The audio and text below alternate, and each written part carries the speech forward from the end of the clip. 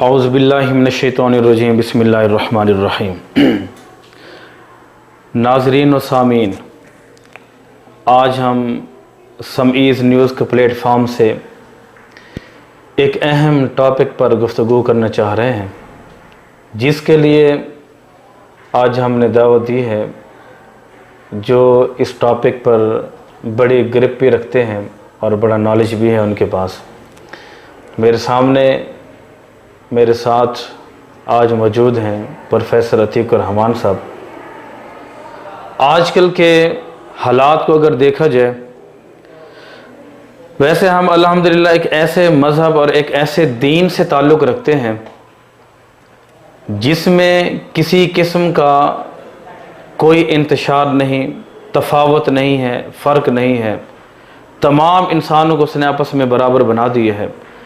لیکن اس کے لیے آج کے اس معاشرے کے اندر، آج کے اس دور کے اندر لوگوں نے ان کو تقسیم کر رکھا ہے۔ انسانیت جو ایک جیسی تھی لیکن وہ بہت گروہوں کے اندر، بہت گروپوں کے اندر ڈیوائیڈ ہو چکی ہے، تقسیم ہو چکی ہے۔ اس کو کہا جاتا ہے باقی مذاہب میں جیسے ہے ذات پات کا تصور،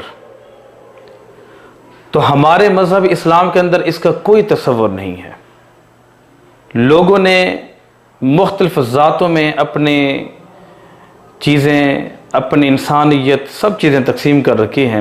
اپنا سٹیٹس، اپنا معیار ذات پات کے اندر ہی انہوں نے آج کل متعارف کروا رکھا ہے۔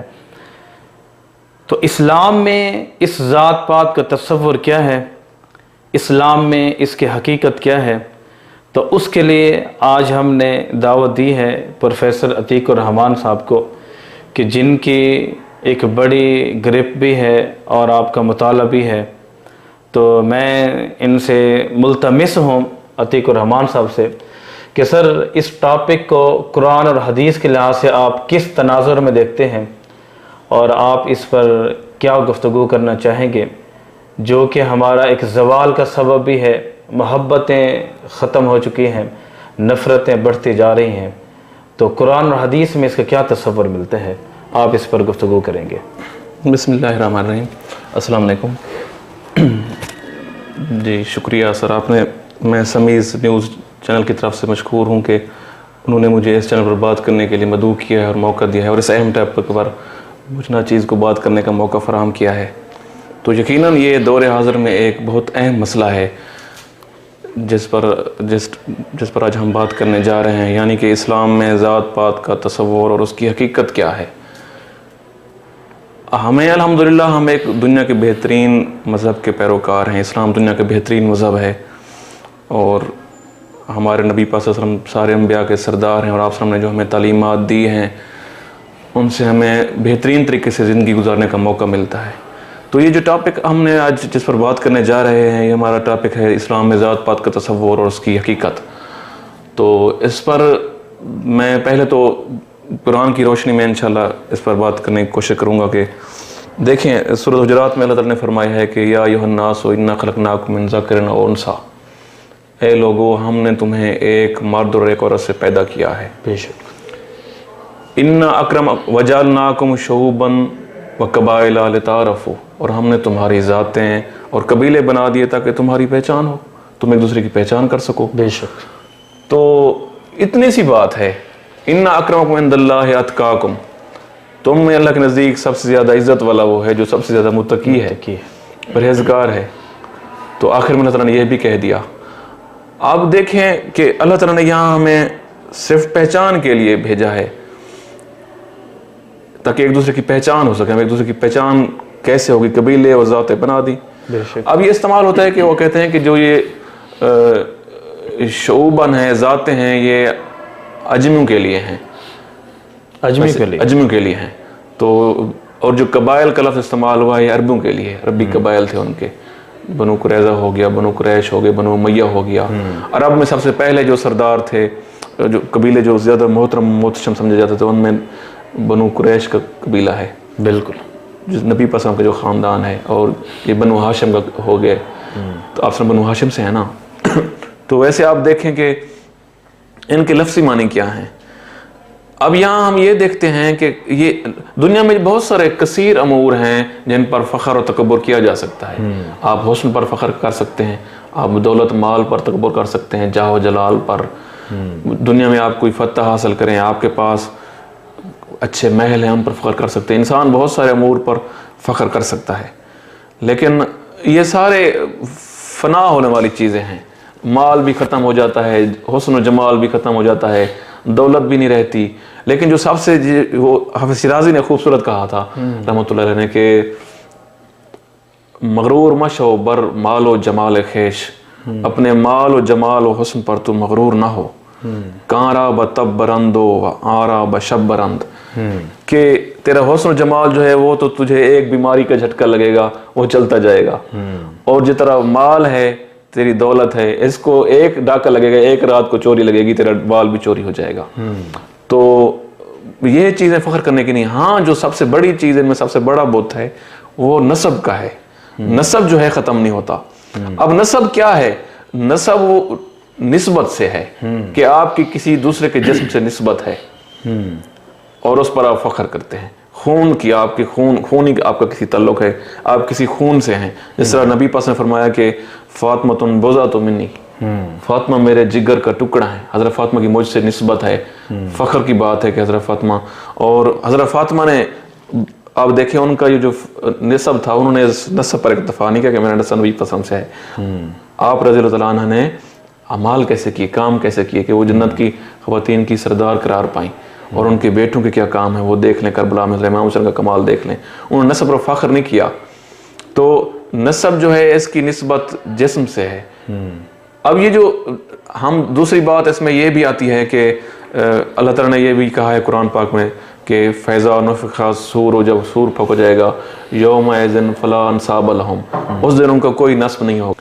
تو اس دن ان کا کوئی نسب نہیں پوچھا جائے گا. اللہ تعالیٰ نبی پاک نے فرمایا, حضرت علی سے, مولا علی سے یہ حدیث مروی ہے کہ اللہ تعالیٰ نے فرمایا ہے کہ جب سور پھونکا جائے گا حشر کے دن سارے لوگ آ جائیں گے. اللہ تعالیٰ کہے گا کہ آج تم دنیا میں نے تمہیں کس کام کے لیے بھیجا اور تم کیا کرتے رہے؟ تم اپنے نسب پر, حسب نسب پر فخر کرتے رہے ہو. آج متقی کہاں ہیں, پرہیزگار کہاں ہیں, ان کو لاؤ, باقی کو جہنم میں ڈال دو سب کو. تو فخر کرتے رہے. حضرت ابو ذر غفاری فرماتے ہیں کہ ایک دن ہم نبی پاک کی محفل میں بیٹھے ہوئے تھے, تو وہاں پر حضرت ابو ذر غفاری نے ایک بندے سے ان کی بحث ہو گئی. ابو ذر غفاری نے ان کو کہہ دیا کہ اے کالی ماں کے بیٹے. تو آپ نے فرمایا کہ دیکھو کسی کالے کو کسی گوری ماں والے کو کالی ماں والے پر کوئی برتری حاصل نہیں ہے. تو حضرت ابو ذر غفاری حضرت عنہ نے فرمایا کہ میں اس وقت لیٹ گیا, میں نے اس کو کہا کہ تو میرے رخسار کو پامال کر دے, بدلہ لے لے, میں نے تمہیں یہ کہا ہے. تو نسب کی کوئی اہمیت نہیں ہے. نبی پاک نے آپ کو پتہ ہے کہ خطبہ حجۃ الوداع میں کیا فرمایا تھا آپ نے, کہ اس وقت دنیا کو حیران کر دیا تھا آپ نے جو خطبہ حجۃ الوداع دیا کہ آج کے دن کسی گورے کو کالے پر برتری حاصل نہیں ہے, اور کسی کالے کو گورے پر برتری حاصل نہیں ہے, کسی عربی کو اجمی پر برتری حاصل نہیں ہے, اور کسی اجمی کو عربی پر برتری حاصل نہیں ہے. تو سب کو اللہ کے نزدیک عزت والا وہ ہے جو سب سے زیادہ ان اکرمکم عند اللہ اتقاکم, جو سب سے زیادہ متقی ہے, پرہیزگار ہے. تو احادیث کی روشنی میں ہم دیکھیں تو احادیث سے بھی یہ ثابت ہوتا ہے کہ نسب کی کوئی اہمیت نہیں ہے. آپ یوں دیکھیں نسب کا سلسلہ یوں چلا ہے کہ قرآن میں اللہ تعالیٰ نے حضرت یحییٰ علیہ السلام کے لیے استعمال کیا تھا کہ سیدوں و حصوروں و نبی من الصالحین, کہ آپ سید ہیں. اب ہم سب سے زیادہ نسب میں محترم موشم سمجھتے ہیں کہ سید جو ہے محترم ہے, کیونکہ نبی پسلم کے خون سے ان کو نسبت ہے, ان کی وہ اولاد ہیں. آل ضروری نہیں کہ سارے وہ آل ہیں, وہ اولاد ہیں. یہاں میں ایک اور نقطہ بھی بیان کروں کہ ہمارے ہاں ایک مسکنسیپشن ہے کہ جو سید ہوتا ہے وہ آل رسول ہوتا ہے. آل رسول ضروری نہیں کہ سید ہوتا ہے. آل رسول آپ اور ہم کوئی بھی ہو سکتا ہے. آل رسول وہ ہوتا ہے جو نبی پسلم کی شریعت کی اتباع کرے, پیروی کرے, نہ کہ وہ ہوتا ہے جو نبی پسلم کی اولاد سے ہو سکتا ہے کہ ایک سید اعمال اتنا اچھے نہ ہوں, ایک نان سید کے اعمال تقوی کا مقام اس کا زیادہ ہو. تو وہ ایک دن نا نبی پسلم کی محفل میں دو صحابی بحث کر رہے تھے کہ میرا نسب تم سے زیادہ ہے, فلاں کہہ رہا تھا کہ میرا تم سے زیادہ ہے. آپ نے ان کو روک دیا, فرمایا کہ حضرت موسیٰ علیہ السلام کی محفل میں بھی ایسے دو بندے بحث کر رہے تھے کہ میرا نسب تو سے اچھا ہے، میرا باپ فلاں ہے، میرا دادا فلاں ہے. آپ نے فرمایا کہ ان کو روک دیا کہ اس وقت ذرا موسیٰ علیہ السلام پر وہی آ گئی. تو اللہ تعالیٰ نے فرمایا کہ جو فخر کر رہا ہے میرا باپ یہ ہے، دادا یہ، اس کو کہو کہ تیری 9 پشت تک پیچھے سارے جہنم میں جائیں گے فخر تکبر کرنے کی وجہ سے نسب پر، اور آج 10ویں تیری بھی، تو بھی جہنم میں چلا جائے گا. تو نسب کی ایسی کوئی اہمیت نہیں ہے. اب ہم بات کر رہے تھے کہ یہ سید ہے جو ہمارے محترم میں معاشرے میں سب سے زیادہ محترم سید سمجھے جاتے ہیں. سید جو ہیں، سید کا لفظ نبی پاک صلی اللہ علیہ وسلم کے استعمال قرآن میں کبھی نہیں ہوا. آپ دیکھیں کہیں دکھائیں قرآن میں ہو، کہیں نہیں ہے. سید کا لفظ نبی حضرت یحییٰ علیہ السلام کے لیے استعمال ہوا، سیدوں و حصوروں و نبی من الصالحین. تو سید کا مطلب ہوتا ہے کہ وہ بندہ جو ساری زندگی ظلم و ستم سہے دوسروں کے اور اس پر بدلہ نہ لے. اچھا جی. تو حضرت یحییٰ علیہ السلام پر قوم نے ساری زندگی ظلم کرتے رہے، آپ سہتے رہے، ان کا کبھی کوئی بدلہ نہیں لیا. تو حصور وہ ہوتا ہے جو نیچے نگاہ والا ہو، جو منحصات کی طرف زیادہ اس کی مائل نہ ہو. حصور وہ ہوتا ہے ہمیشہ نیچے نگاہ کرنے والا، محصور نگاہوں والا، اس کو کہتے ہیں. تو حضرت سید کا لفظ ان کے لیے استعمال ہوا ہے. نبی پاک کے لیے ایسا جیسا کوئی لفظ استعمال نہیں ہوا. قرآن پاک میں آپ دیکھ لیں، نبی پاک نے فرمایا کہ نا سید الانبیاء، میں انبیاء کا سردار ہوں. یعنی نسب کی بات ہے کہ میں اب کیونکہ نبی پاک صلی اللہ علیہ وسلم نے سب سے زیادہ آپ نے فرمایا کہ جو 1,24,000 پیغمبروں کو آزمائشیں دی گئیں، مجھے اتنا آزمائشیں ان سے زیادہ دی گئیں. تو کیونکہ آپ وسلم کو آزمائشیں دی گئی تھی بہت زیادہ، تو آپ وسلم پھر سید، ان سے زیادہ آزمائشیں جھیلی ہیں، تو آپ تو لامحالہ سید ہیں بے شک. تو آپ وسلم کا جو سید ہونا ہے، پھر جو سید ہوتے ہیں جو ان کی اولاد ہیں، آپ نے جس طرح فرمایا کہ فاطمہ تو بیضہ تو منی، فاطمہ میرے جگر کا ٹکڑا ہیں، تو ان کی جس طرح اولاد ہے وہ سید ہو گئے. اب ہم ان کو اکثر ہمیں یہ مسکنسیپشن ہوتی ہے کہ ہم ان کو آل رسول بھی کہتے ہیں. ایک سید جو ایک نبی صلی اللہ علیہ وسلم کی شریعت پر عمل کرتا ہے، عمل پیرا ہے اور عمل پیرا ہے، شریعت کا پیروکار ہے، وہ آل رسول ہے، اولاد بھی ہے. ایک نان سید ہے، وہ نبی صلی اللہ علیہ وسلم کی آل میں سے ہے اور شریعت پر عمل پیرا ہے، تو وہ بھی آل رسول ہے. آل رسول وہ ہے جو آپ کی شریعت پر عمل پیرا ہے. کیونکہ دیکھیں کہ فرعون کو اللہ تعالیٰ نے قرآن پاک میں استعمال کیا ہے، وَأَنجَيْنَاكُمْ وَأَغْرَقْنَا آلَ فِرْعَوْنَ، اور ہم نے فرعون کی آل کو غرق کر دیا. اب دیکھ فرعون کی اولاد کو تو کوئی نہیں تھی، انہوں نے حضرت موسیٰ علیہ السلام کو بیٹا بنا کر لیا تھا، بیٹا بنا کر ان کو لیا تھا، ان کی تو اولاد کوئی نہیں تھی. تو حضرت موسیٰ علیہ السلام فرعون کے وہ جو پیروکار تھے وہ غرق ہو گئے، وہ جو ان کی پیروی کر رہے تھے، اس کو خدا مان رہے تھے، وہ غرق ہوئے.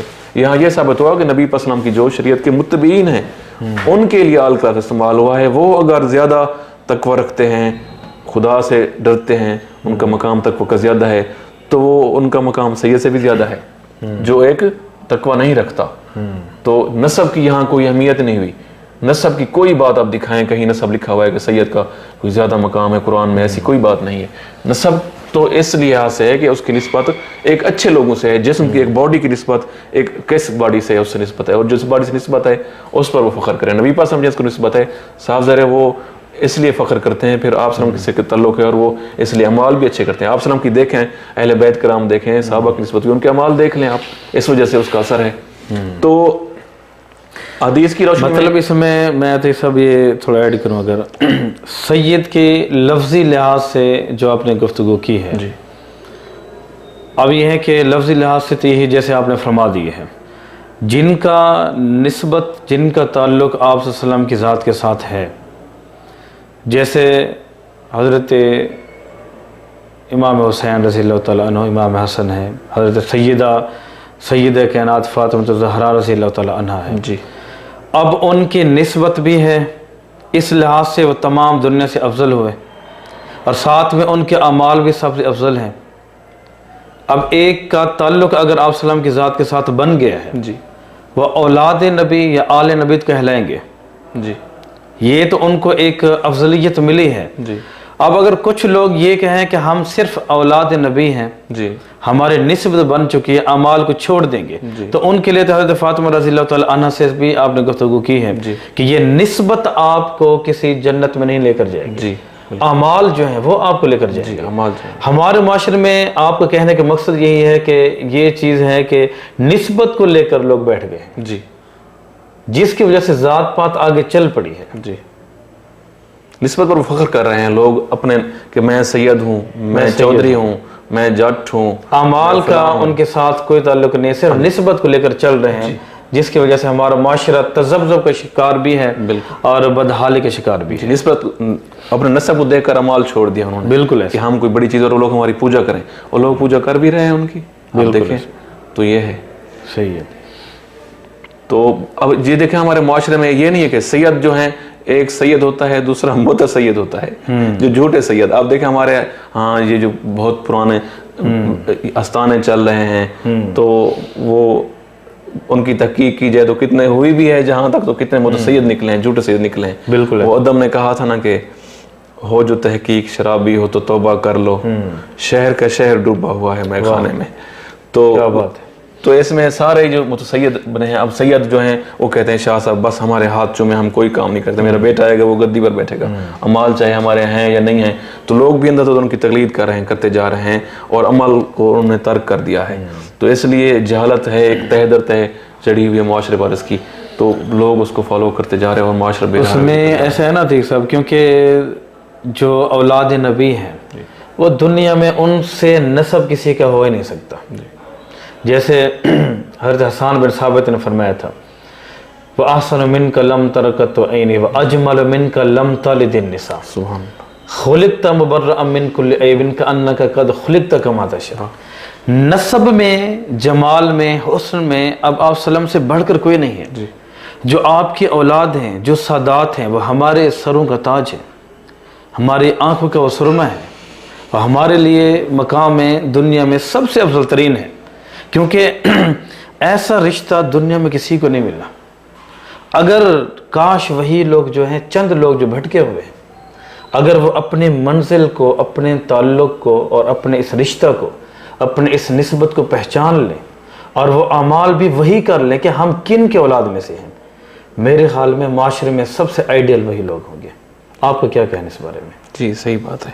اب دیکھیں یہ اعمال کی بات ہے کہ بندہ نسب جب فخر کرتا ہے تو بندہ بیٹھ جاتا ہے کہ میں یہ ہوں, اور لوگ مجھے ناجائز طور پر موزے سمجھتے ہیں. شاہ صاحب نے کبھی آج کوئی برداشت کرتا ہے کہ شاہ صاحب کہتے ہیں کہ میں تو بیٹھا ہوا ہوں اوپر مسند پر, اور جو امت ہے باقی لوگ سارے آتے ہیں وہ امت ہیں.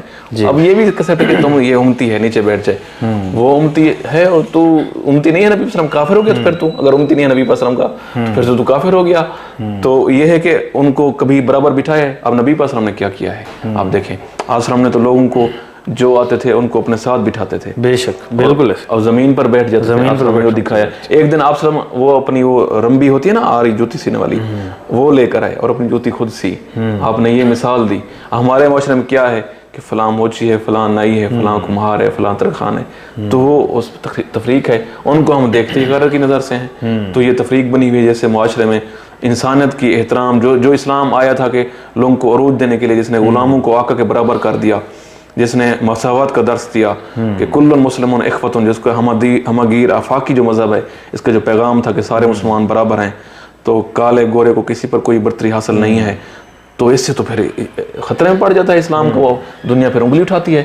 یہ تو ہمارا ہندو والا نظام پھیل گیا ہے ہمارے یہاں. یہ اصل میں ہندو کا نظام تھا یہ, جو کیونکہ ہندو یہاں سب کانٹیننٹ میں رہے ہیں نا, تو یہاں پر ہندو تھے سارے, تو ہندو کی ذات پات کا نظام ان کا تھا.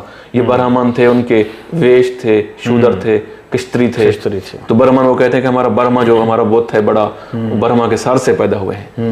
تو ان کا کام ہے کہ وہ بادشاہت کریں اور بڑے بڑے فیصلے کریں. اور جو ان کا وہ دوسرا ویش تھے وہ اس کے برہما کے بازو سے پیدا ہوئے.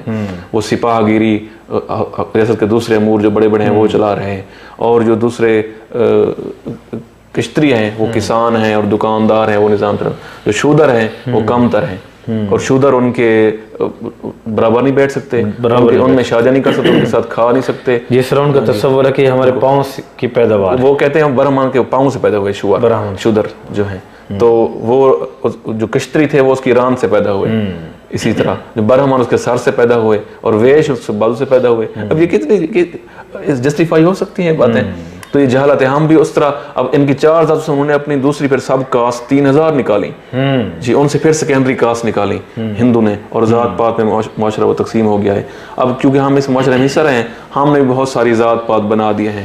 تو اگر میں آپ کو صوفیاء کرام کی طرف لے جاؤں تو آپ اس میں آپ سے یہ بھی ڈسکس کرنا چاہوں گا کہ ماشاءاللہ آپ نے ایک بڑی مدللانہ گفتگو فرمائی ہے قرآن اور حدیث کے لحاظ سے, یہ تو وہ ٹاپک ہے کہ جتنا آپ بیان کرتے جائیں ٹائم کی قلت ہے جی. اس کے پیش نظر اب آپ کا جیسے ایک بڑا مطالعہ بھی ہے اور الحمدللہ آپ کے بڑے ایک گرب بھی ہے صوفیاء پر اور ان کی زندگی پر، تصوف کو بھی آپ اچھی طرح سے جانتے ہیں اور آپ اقبالیات کے بھی ماہر ہیں، اگر میں یہ کہنا چاہوں تو آپ ماہر ہیں، آپ الحمدللہ ان کو اچھا آپ نے پڑھا ہے، سمجھا ہے اور بہت ساری چیزیں ہم آپ سے سنتے بھی رہتے ہیں۔ صوفیاء کا اس میں کیا کردار ہے یا ان کا نظریہ کیا ہے؟ ذات اور پات، ذات اسلام میں ذات پات کا تصور ہے، حالانکہ صوفیاء کی ذات وہ ہے جن سے امپریس ہونے والوں میں مسلمان بھی ہیں اور ایون کہ اگر میں یہ کہوں کہ غیر مسلم بھی ہیں، وہ ان کی زندگی میں بھی ان کے پاس آتے رہے، فیض یاب ہوتے رہے، کئی لوگوں نے کلمہ بھی پڑھا ہے اور ان کے دنیا سے جانے کے بعد بھی آج غیر مسلم ان کے مزارات پر جاتے ہیں اور وہاں پر جا کر وہ سکون کو محسوس کرتے ہیں۔ اس کا مطلب یہ ہے کہ ذات پات کا تصور اولیاء کی ذات میں نہیں ہے، صوفیاء کی زندگی میں نہیں ہے۔ تو اس سے آپ کچھ چند مثالیں دینا چاہیں نہیں دیکھیں شفیق اللہ ناظرین کو تاکہ وہ اس سے محظوظ ہوں۔ میں عرض کروں کہ یہ جو جہاں تک صوفیاء کی بات ہے تو آپ کو حیران ہوں گے کہ جان کر کے صوفیاء کرام میں یہ ذات پات تھی، اس کی کوئی اہمیت تھی ہی نہیں۔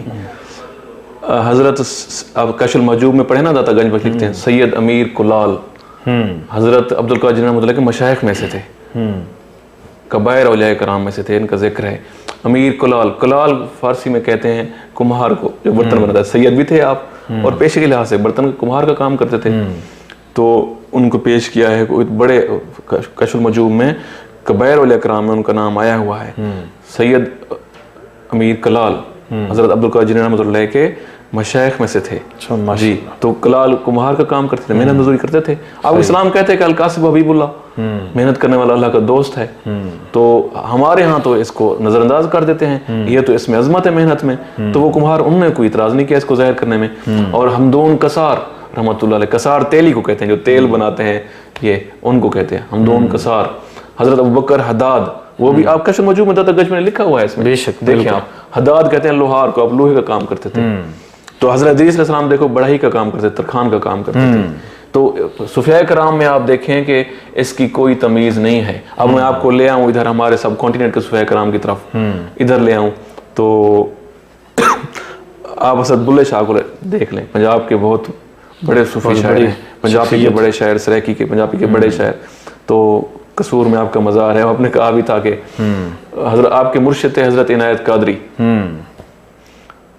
وہ پیشے کے لحاظ سے ارائیں تھے جی۔ حضرت بابولے شاہ جو تھے وہ سید تھے، آپ کو پتہ ہے۔ تو بابولے شاہ رحمۃ اللہ علیہ نے ان کے مرید تھے، تو ان کی اقتداء میں بابولے شاہ نے ان کی اقتداء میں آپ کو پتہ ہے کہ کہا تھا کہ ایک وہ اپنا کلام ہے کہ جیرا بلے نو سید سدیسی دوزخ سزاواں چیسی، جیرا بلے نو ارائیں سدیسی بہشتی پینگا پیسی۔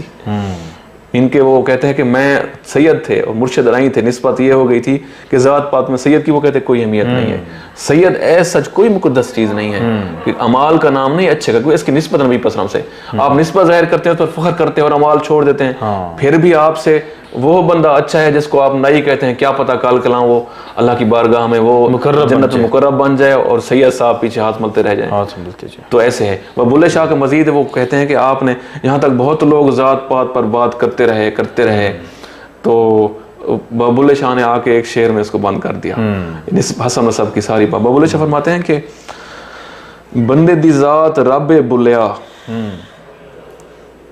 جویں کپڑے دے وچ روح، یہ جو روئی ہوتی ہے نا، یہ روئی یہ جو کپاس ہوتی ہے، ہم فصل کاش کرتے ہیں، وہاں سے توڑتے ہیں، پھر اس کا دھاگے کی مل میں جاتی ہے، پھر اس کا کپڑا بنتا ہے، پھر آ کے ہم اس کو زیب تن کرتے ہیں، بادشاہ زیب تن کرتے ہیں، اولیاء اکرام کا کفن بنتا ہے اس سے۔ بندے دی ذات رب وے بلیا جویں کپڑے دی ذات روح، رب بندے وچ ایویں رہندا جویں کپڑے دے وچ روح۔ مطلب ہے وہ کہتے ہیں کہ بندے کی اور ذات کوئی نہیں ہے، کوئی چودھری، کوئی جٹ، کوئی کھٹک، کوئی آپ کا کوئی ذات کہتے ہیں جن پر آپ فخر کرتے ہیں، آپ کو معاشرے میں پھیلی ہوئی ہیں، ایسی کوئی ذات نہیں ہے۔ بندے کی ذات رب ہے، ذات ایک ہے وہ میں آپ کو حضرت عبد القادر جیلانی رحمۃ اللہ ایک مرتبہ جا رہے تھے تو حضرت باجی بستامی رحمۃ اللہ کے مزار سے گزرے، وہ وہاں سے گزرے، آپ نے کہا میں یہاں سے ان کو سلام کرتا جاؤں، جانا چاہیے. پھر آپ کے دل میں خیال آیا میں تو سید ہوں، یہ تو نان سید ہیں، سید بھی نہیں ہیں، ایک فخر کا احساس ہوا کہ میں کیوں جاؤں. پھر کہا چل سلام کرنا چاہیے، وہاں پر فاتحہ پڑھنی چاہیے. تو آپ جب وہاں گئے تو آپ کو ایک رکا ملا، نیچے لکھا ہوا تھا کہ اوپر لکھا ہوا تھا کہ ہر کے شد عاشق جمال ذات را اوست سید جملہ موجودات را، کہ جو بھی اس ذات کا عاشق ہوا ہے وہ پوری کائنات میں ہر چیز کا سید ہے، سردار بن جاتا ہے، اس کو مقام مل جاتا ہے. تو سید کا کوئی مقام ہی وہاں پر، نسب کا ہمارے ہاں ایسا کوئی مقام بھی نہیں ہے، خاص آپ کا اعمال ہونے چاہیے. ان اللہ لا ینظر صورکم و اموالکم، اللہ تمہاری صورتوں اور تمہارے اعمال کو نہیں دیکھتا، بل هو ينظر الى قلوبکم و اعمالکم، بلکہ وہ تمہارے دلوں کو اور تمہارے اعمال کو دیکھتا ہے. تو ہمارے ہاں اب میں آپ کو اقبال کی طرف لے آؤں، ایک آفاقی شاعر ہے اقبال نے تو ذات پات پر ہمیں بہت ڈانٹا ہے مسلمانوں کو.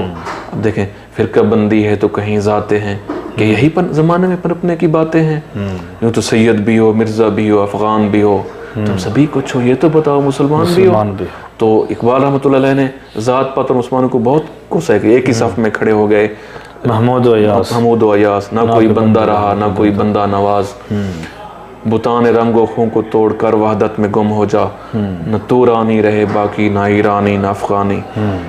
وہ تو اسلام میں ذات پات کو کوئی کنسیپٹ ہی نہیں ہے. ہم جب ذات پات میں آئے ہیں تو تفریق کا شکار ہو گئے ہیں. اب ہمارے ہاں تفریق بنی ہوئی، بت بنے ہوئے ہیں بندے، جس کی اچھی ذات ہے یہ لوگ اب اجارہ داری کر رہے ہیں، اقتدار میں وسائل پر یہ لوگ قابض ہیں. اب ایک اور بات یہاں یہ بھی ہے کہ وہ دوسروں کو حقیر سمجھتے ہیں، یہ بھی ہے. اور جو دوسری ذاتیں ہیں سب کار سے، اس طرح کوئی نائی ہے، کوئی کمہار ہے، کوئی ترکھان ہے، اب دیکھ لیں کوئی لوہار ہے، یہ تو سارے پیشے، یہ نہیں ہوگی تو دنیا کا نظام رک جائے گا. انہوں نے کرنا ہے. اب دیکھ لیں کہ یہ لوگ جو ہیں انہوں نے بھی اپنے آپ کو غلام بنا لیا ہے. اب ان کو چاہیے کہ اپنے آپ کو یہ جو سمجھتے ہیں یہ بھی اپنی پہچان کریں. اس کا وجہ ایک ساری جہالت ہے. جہالت دنیا کا سب سے بڑا جرم ہے. جب بندے کو اپنی ذات کی معرفت ہوتی ہے تو بندہ تب جا کے اس کو اپنی ذات کو سمجھتا ہے، پھر وہ اس قید خانے سے نکل آتا ہے. ٹھیک ہے نا. بندے کو اقبال فرماتے ہیں نا کہ ہر گوہر نے صدف کو توڑ دیا، ایک تو ہی آمادہ ظہور نہیں. کہ ہر چیز جو ہے اپنے آپ کو عیاں کرتی ہے، اس پر اپنی ذات عیاں ہوتی ہے، تو اس کے بعد جا کر وہ اس سے باہر نکلتی ہے اور وہ اس کی پہچان ہوتی ہے. پھر وہ کسی قید خانے میں ان ذات پات کی تفریق میں، فرقہ بازی میں، ان میں پھر وہ نہیں پڑتی. پھر وہ اس کو اپنے جوہر کا پتہ چلتا ہے، اپنی ذات کا. اپنے من میں ڈوب کر پا جا سراغ زندگی، تو اگر میرا نہیں بنتا نہ بن، اپنا تو بن. تو یہ جب اس کو اپنی ذات کی شناخت ہوگی، شناخت ذات ہوگی، تو ہم یہ سمجھیں گے کہ یہ کچھ ہی نہیں ہے. آپ دیکھیں آپ کے یہاں وڈیرے سردار بنے ہوئے ہیں، اسپیشل ہمارا جو ڈی جی خان ڈویژن ہے سارا، ویسے پورے ملک میں کئی مرتبہ ایسا دیکھا ہے کہ کسی غریب بندے نے کسی امیر، کسی چودھری وڈیرے کی رشتہ کیا ہے، اس کی بیٹی سے کوئی لو میرج کے کیس ایسے ہو جاتے ہیں، وہ کرتے ہیں تو وہ ان کو مروا دیتے ہیں، ان کے بازو کاٹ دیتے ہیں. تو کیونکہ وہ سمجھتے ہیں کہ یہ ہمارے قابل ہی نہیں ہے، برابر کے نہیں ہے. پھر تو اسلام میں ایسا کچھ نہیں ہے. اسلام میں آپ شادی کا کنسیپٹ دیکھ لیں. نبی پاک نے فرمایا ہے کہ شادی کا کنسیپٹ اسلام میں یہ ہے کہ تم سب سے زیادہ دیندار کو ترجیح دو. جو رشتہ دیندار ہو اس کو دوسرے نمبر پر، حسب نسب کوئی خاندان دوسرے نمبر پر اس کی اہمیت، تیسرے نمبر پر اس کی شکل و صورت ہے، چوتھے نمبر پر مال و دولت ہے، اس کی وجہ سے کرو. اور آپ نے فرمایا کہ وہ خاک آلود ہو جو دیندار کو ترک کرے. نا اس کے چہرے میں خاک ہو جو دینداری کے پہلو کو نظر انداز کرے. تو ہمارے ہاں جو بنے ہوئے ہیں یہ فیصلے یہی کرتے ہیں، چاہے وہ کتنے کمینے ہو گئے، ان کے اعمال کوئی نہیں ہے، کوالیفیکیشن کوئی نہیں ہے، نیک نہیں ہے، سیرت نہیں ہے. ان سے زیادہ کوالیفائڈ نیک سیرت اچھے کردار والے لوگ ہیں، وہ ان کے پاس جاتے ہیں کہ وہ بس ان کے پاس اقتدار ایک سلسلہ در سلسلہ ان کے پاس آ رہا ہے. وہ کہتے ہیں ہم ہی اس کے قابل ہیں، اور پورے نظام میں دوسرے لوگ کو انہوں نے ایسے کیڑے مکوڑے سمجھا ہوا ہے، غلط فیصلے سارے وہ کر رہے ہیں. اسلام میں فیصلہ کرنے والا سردار جو ہے، سرداری کا کنسیپٹ ہے. اب دیکھیں سردار وہ ہوتا ہے جس کا سردار پر ہو. نبی پر سردار اس لیے، اس لیے میں نے آپ کو قرآن کی آیت سنائی ہے علیہ السلام کے حوالے سے، سیدوں و حصوروں. اب سرزندگی اپنی قوم کی ظلم و ستم سہتے رہے، لیکن پھر ہی ان کی خدمت کرتے رہے، ان کے لیے کام کرتے رہے. آپ نے فرمایا کہ نا سید الانبیاء، میں امت کا سردار ہوں. سردار آپ اس لیے ہیں کہ آپ نے فرمایا کہ میں نے 1,24,000 پیغمبروں سے زیادہ بڑھ کر میں نے آزمائشیں جھیلی ہیں. تو آپ نے آزمائشیں جھیلی ہیں تو اس لیے آپ سردار بنے ہیں. آپ اور سردار وہ ہے، اور پھر بھی کام کرتے رہے، پھر بھی قوم کی خدمت کی اور قوم کو اتنا اس مقام پر دین کو لے آئے اور اسلام کو دیکھیں کیا تھا اور آج کہاں پہنچا ہے. تو ہم نے یہ گودے وڈیرے بنے بیٹھے ہیں, سرداری نظام ہے. سردار وہ ہے کیا آپ اس کو چیک کریں, اس کو جج کریں, اس نے ازمائشیں جھیل رہا ہے, وہ خدمت خلق کر رہا ہے, کیا اس کے خلاف کوئی بات ہو جائے تو وہ سہلت ہے نبی وسلم کی طرح. سردار وہ ہوتا ہے جس کا مصیبتوں پر وہ قوم کے سارے مسئلے حل کرے. ہمارے سردار تو وہ ہیں اپنے آپ کو سیشن دے رہے ہیں, جو قرآن بنے بیٹھے ہیں, جو اہل اقتدار بنے بیٹھے ہیں, تو وہ اپنی ذات کو سوچ رہے ہیں, دوسرے لوگ پس رہے ہیں. جیسے یہ ذات پات کے اب وہ جو ہیں اپنے آپ کو حقیر سمجھتے ہیں. تو یہ ہمارا مدعا یہ ہے کہ قوم کو ایک پیغام دیا جائے کہ حسب و نسب کی کوئی اہمیت ہی نہیں ہے. آپ لوگ جن کو سمجھتے ہیں کہ وہ حسب و نسب میں آپ سے اعلیٰ ہیں, ان کے پاس ہی نہ جائیں, ان کو کوئی اہمیت ہی نہ دیں. ہاں جو صاحب کردار ہیں, جو پڑھے لکھے ہیں, صاحب علم ہیں, ان کو برتری زیادہ ہے, چاہے ان کی ذات کوئی بھی ہے. ذات تو میں نے پہلے بھی کہہ دیا کہ کوئی نہیں ہوتی بندے کی, ذات تو رب بھی ہے, ایک ذات ہے بس. باقی جو ہماری پہچان کے لیے ہے, میں آپ کو ایک یہاں عرض کروں کہ پہچان کے لیے اتنا ہے کہ آپ دیکھیں کہ ایک شہر میں نام کے 4 بندے رہ رہے ہیں, عبداللہ نام کے رہ رہے ہیں, سپوز دیکھیں 4 بندے.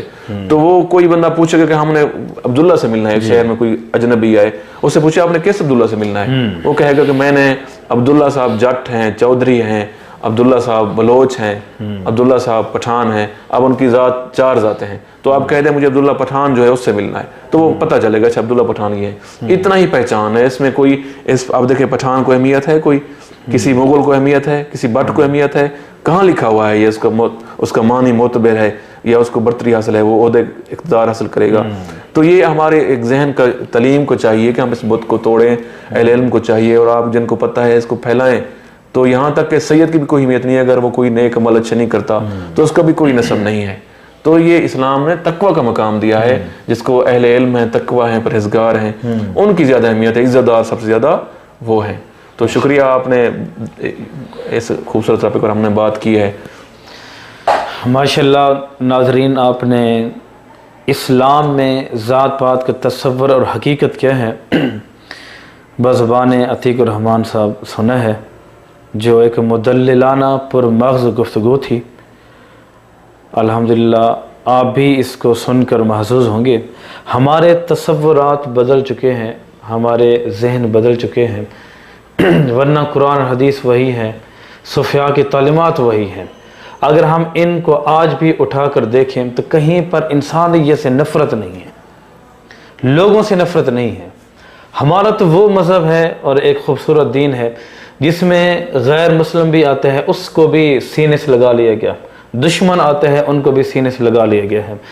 صرف ایک ہمارے اس ویژن سوچ کو بدلنے کا ایک ٹائم ہے, ہمارے پاس ایک لمحہ ہے. ہم اس کو اگر سمجھ لیں تو پوری ذات پات ختم ہو سکتی ہے. آج بھی ہم ایک قوم اور ایک طاقت بن کر ہم آگے نکل سکتے ہیں.